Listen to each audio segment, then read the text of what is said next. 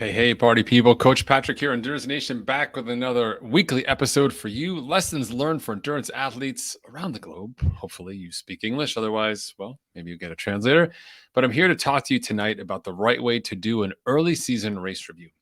Inside Endurance Nation, we believe smarter athletes are faster athletes. And being smarter isn't simply about reading books or taking courses or doing something different. It's about really being able to capture your lessons learned from what you've done in races, and from events, whether it's big training events, training camps, or by doing actual races themselves. You are your own best predictor for success. It's easy to find a magazine with a pro that you like, or read aspirational stories or understand, but it's really hard to tell how you line up with those other people, with those outsiders, even people inside your own club. You may be comparing yourself against someone else in the club, but they have different circumstances, different recovery rates, different stress factors. And it's really hard to say I'm better or not better because you're always looking externally. Instead, we recommend that you look internally. And in this case, look internally at your own race performances as a metric, because you not only get to improve in terms of your execution, in other words, make better decisions, better outcomes, better finish, right? Overall. But you also learn a great deal about your mindset while you're racing, right? Really going back and taking a chance to revisit the race. You may say, oh, I really made a bad decision here at like the halfway point. Well, why did you make that decision, right? Like, what was in your mind at the time? What were you wrestling with? And that you made a decision? Because it's not so much about like, don't ever do that one thing again. Don't ever stop and try and tie your shoelaces in the middle of the road in a marathon and get trampled.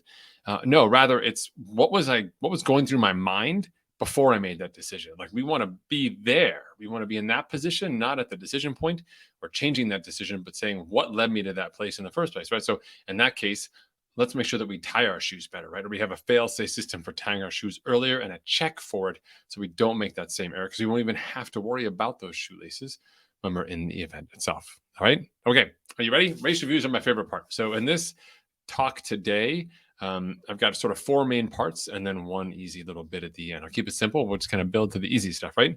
And remember, the goal here, overarching, is to come up with a clear review of your performance for near-term games. And I want to say that really and with an emphasis on the near term, simply because this is an early season race. So our expectations for excellence should be relatively low. We're still like getting back in the game of things, but also opportunities for growth are also simultaneously very high, because we have other times we're going to be able to iterate upon this and put those lessons learned right into practice, really kind of burn them into your methodology of how you're going to race. And a lot of that comes through this process action of saying, got to do it in the short time frame for this race to make the next event be that much better. Okay.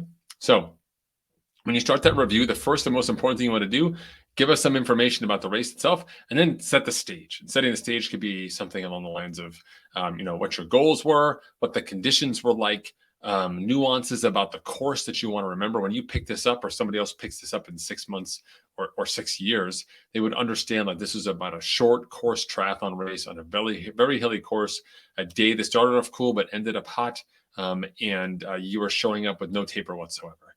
That really gives us all the context we need and will give us information to understand better what's happening with the data, later in the run or whatever it may be. Okay.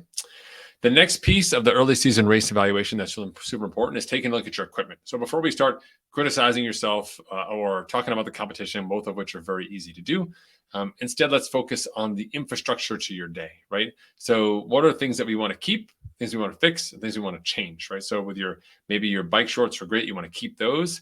Maybe your, aero bottle was like spraying water all over you. That's something you can change.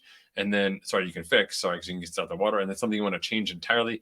Maybe the shoes gave you blisters altogether, so you want to change those shoes out and find something different. So keep, fix, change, KFC. Let's make sure we do it right as we think about this race report in terms of our equipment. One of the top items for equipment that people don't think about, apparel. Your equipment that you race in, your clothing, is actually part of your race setup and is very important. It helps you carry nutrition. It helps keep you warm or cool. It allows you to move dynamically across the course of the day, reduce friction in terms of changing clothes. It's, functionally oriented towards the sport that you're doing. If it's climbing, descending, running, cycling, swimming, whatever it may be, all of that really, really works. So what do you want to keep, fix, change about that? Like, what is going well for you with that, and what do you need to get rid of or, modify? Another option for us to think about here in terms of equipment is your tools, like the things that you're using. So tools for an endurance athlete would be their sneakers, would be their bike, It would be their goggles or their wetsuit, for example. Maybe it's your hiking poles. Maybe it's a particular backpack you're using. But really take a look at that equipment. If there's something that you're always carrying that you're not using, or something that has just been really hard, or let's say every time you want to get to drink and to get the bottle out of your backpack is a real pain.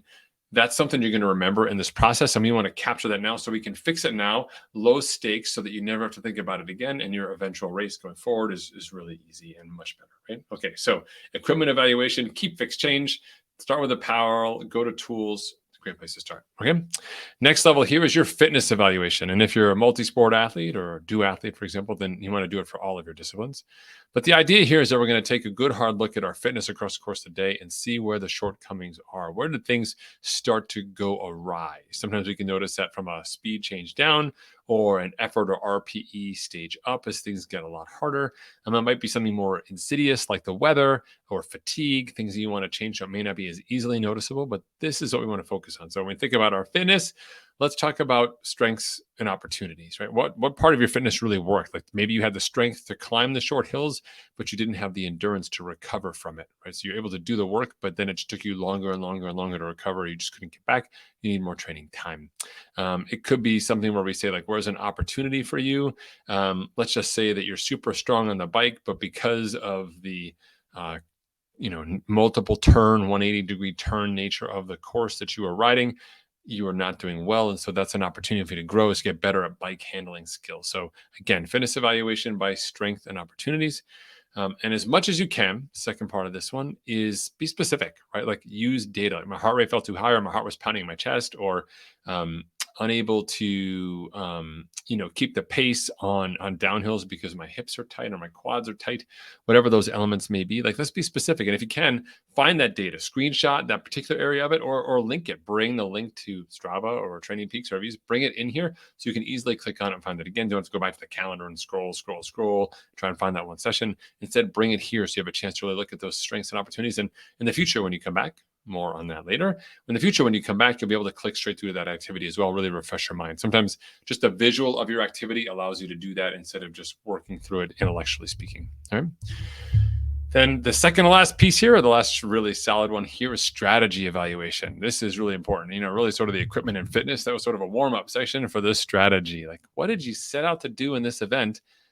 And how did it play out, right? So what was good and bad about your strategy? So start there. Like, okay, if it's 3 races in a race, swim, bike, run, then okay, good, bad, good, bad, good, bad. If it's just one race, or it has multiple sections of the race, like first half, second half, or first 24 hours, second 24 hours, or to the cutoff and then beyond the cutoff, you find that natural delineation for you. And then just kind of break it down. Like, what was your strategy in that place? And then what did you, like, how did that actually work out for you? So let's say your strategy was to kind of come out of transition really hard on the bike and get up to speed fast so you can catch a bunch of people and hit the 20-mile mark exactly, in 1 hour. And then we go back and we look at how you did it. What happened? You didn't hit the 20-mile mark in 1 hour. You got there 3 or 4 minutes earlier because you were aggressive and actually raised your heart rate too high. Then we had a problem on the run. Maybe that aggressive part of the bike could let those extra 3-4 minutes go, right? So just really want to think about that. Like, what was your plan to do? And then what did you actually do? So I planned to be there in an hour, but I was actually there in 56.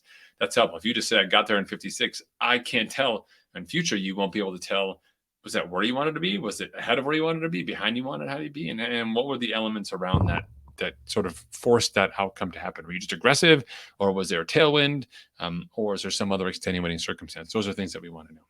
And then the last piece under strategy is just sort of what changes did you implement? Like, you were going along, life seemed good. You're going to do this thing. You were going to, ride to mile 20 and then drop in the aero bars. But then all of a sudden you decide to drop in the aero bars at mile 15 because the wind shifted a little bit. That's important for us to know. Like, what decisions did you make, or what changed for you in terms of the race itself? And then the changes that you made commensurately. So more wind, more aero bar time, for example, a detour with more hills, better pacing, managing higher heart rate, keeping core body temperature down. We want to capture those different elements so that you can celebrate the work that you've put in intellectually to make yourself better by capturing some of those key inflection points and celebrating them. Maybe some of them didn't work out for you, but the fact that you're exercising decision-making powers in the context of a race is a really high level indicator of your future, if not already existing success. All right. The last piece, super easy piece, just set a reminder. Like, go find when that next race is. Is it in 3 weeks, 2 weeks, 6 weeks, 8 weeks, whenever it is? And set yourself a reminder. You're going to come back and read this sort of report that you put up inside the team. We put our reports inside of our community area for people to read and learn from and search and find later on. In your case, you could just save this to your hard drive, but you want to bring it back out again with enough time to comprehend it and put in the couple of key sessions at the end of the block to make sure you're 100% ready to go. Having an early season race is really an opportunity, and let's maximize it, not just by being fit and ready to do the race, but actually debriefing that race as well and making sure we capture all the lessons learned and we continue keeping ourselves on the right path and trajectory forward to reach your goals. It's still going to be fun. You're still going to have a great time, but getting the lessons learned in early and activating that brain and getting to work cannot beat that in terms of seeing improved outcomes over time. So I'm glad that you made it. I'm glad that you were able to get through that race and you're taking the time to learn it. I hope you have the best of luck. If you have questions, hit us on facebook.com/Endurance Nation or on our podcast page. You'll be able to find a chat widget and you can message me there. All right. Thanks, everyone. Take care. I'll see you next week for the next episode.